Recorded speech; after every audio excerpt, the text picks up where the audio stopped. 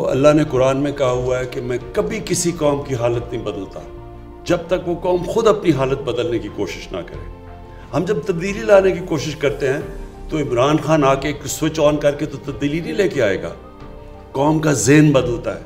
ہم اس طرح کی زندگی نہیں گزارنا چاہتے، ہم اپنی زندگی بہتر کرنا چاہتے ہیں۔ ہم بھی دنیا کے اندر ایک چھاتی نکال کے پھرنا چاہتے ہیں کہ ہم پاکستانی ہیں، ہر پاسپورٹ کی دنیا میں ہم عزت چاہتے ہیں۔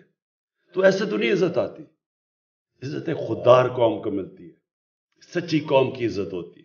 ملیشیا اور انڈونیشیا میں جب لوگوں نے اسلام قبول کیا تو وہاں کوئی مسلمان فوج تو نہیں گئی تھی، مسلمانوں نے فتح تو نہیں کیا تھا انڈونیشیا اور ملیشیا۔ جو مسلمان تاجروں کا کیریکٹر دیکھا لوگوں نے، اتنے متاثر ہوئے کہ اس سے وہ لوگ مسلمان ہو گئے۔ سچے لوگ تھے، کیریکٹر والے لوگ تھے، کوئی بددیانتداری نہیں کرتے تھے، اپنے لوگوں سے لوگ ریسپیکٹ کرتے تھے، امانت دار لوگ تھے۔